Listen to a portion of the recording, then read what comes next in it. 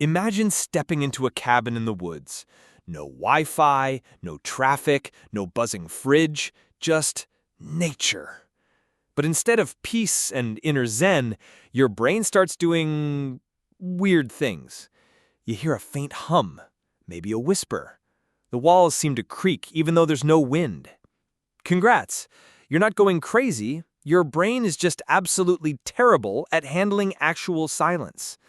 You see, your auditory system doesn't like being unemployed. When it doesn't get data, it panics and starts freelancing. This is known as auditory hallucination, and no, it's not just for horror movies.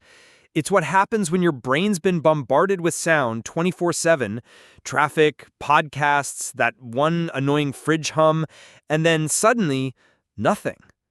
The science behind this mess? Your brain is wired for predictive processing. It likes patterns. It wants input. And when it doesn't get input, it makes stuff up like a bored intern with access to Photoshop. That's why complete silence can feel loud. Your ears might ring, your brain might fill in whispers or hums that aren't there. It's basically your nervous system throwing a tantrum in your honor. Also, fun twist. Most modern humans never actually hear real silence. Like, ever. Even at night, there's HVAC systems, distant traffic, or a roommate watching YouTube at 2 a.m. So when you finally experience true quiet, in a soundproof room, a desert, or deep nature, your brain flips out and starts trying to find ghosts that aren't real.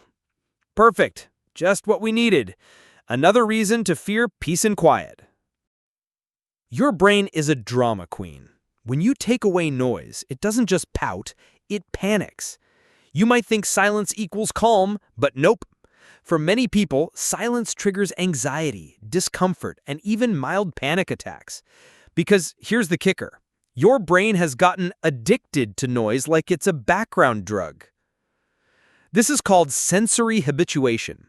You live in a world where something is always buzzing. Fluorescent lights, your computer fan, your neighbor's blender, and your brain adapts by filtering it out. You don't notice it until it's gone. Then your nervous system is like, wait a second, where's my fix? It's why some people sleep better with a fan on, or why cafes feel cozier with ambient chatter, or why working in dead silence feels like you're trapped in a padded cell with your thoughts, which, honestly, are probably scarier than a haunted house. But wait, it gets even weirder. This noise addiction can lead to misophonia in reverse. Instead of being triggered by sound, you're triggered by the lack of it. You start feeling edgy, irritable, or paranoid like something is wrong. You turn on the TV just for background noise, or open TikTok just to hear something, anything. The scary part? This constant noise dependency may prevent your brain from ever fully relaxing. You're always on. Even when you're trying to rest, your brain is scanning the silence for danger like a guard dog with ADHD. So yeah, not only do we suck at silence, we might be biologically incapable of enjoying it for long. Maybe that's why spa music sounds like it was composed by aliens trying to fake peace. There's a room so quiet, people start losing their minds after a few minutes inside. It's not a horror movie set. It's real. It's called an anechoic chamber, and it's basically the hell version of silence. No echo, no reverberation, just dead sound. NASA uses them to test equipment. Guinness World Records gave one in Minnesota the title of quietest place on Earth. Sounds peaceful, right? Oh, sweet summer child. Most people can't last more than 20 to 30 minutes inside without feeling intense discomfort. Why? Because in the absence of external noise, you start hearing your own biological soundtrack, your heartbeat, your lungs inflating, your stomach digesting, maybe even your blood whooshing through your head like a tiny internal waterfall. It's like your body becomes a horror ASMR channel and you can't unsubscribe. Your brain isn't designed for this. With zero sensory input, your spatial orientation breaks down. You lose your sense of balance. You feel disoriented, dizzy, anxious. Some people report hallucinations, voices, shadows, feelings of being watched, all because silence freaks your system out. The scientists who run these chambers don't recommend just walking in for fun. There are legit warnings for first-timers, because, surprise, total silence doesn't soothe your soul. It eats it alive. In fact, torture techniques sometimes use similar conditions. Extreme quiet, total isolation, because the human brain simply can't handle the sensory vacuum. We crave input, even bad input.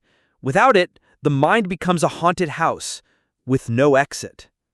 So, next time you crave peace and quiet, maybe just light a candle and listen to lo-fi beats like the rest of us.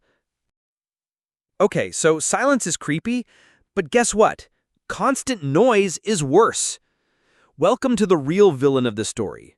Noise pollution, the invisible, low-level chaos humming through your life like a never-ending anxiety playlist. You probably don't even notice it anymore. The hum of traffic, planes overhead, that neighbor who insists on using a leaf blower at 7 a.m. on a Sunday. Individually, they seem harmless. Together, they're a full-blown neurochemical stress cocktail.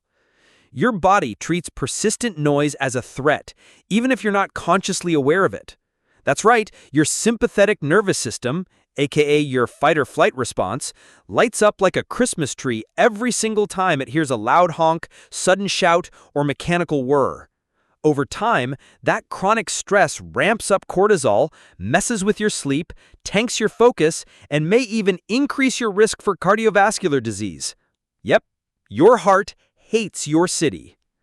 Studies have shown that people who live near airports or highways have significantly higher rates of heart problems. Not because of air quality, because of the sound. Your body's like, is that a tiger? Should we run? Even though it's just Chad revving his motorcycle.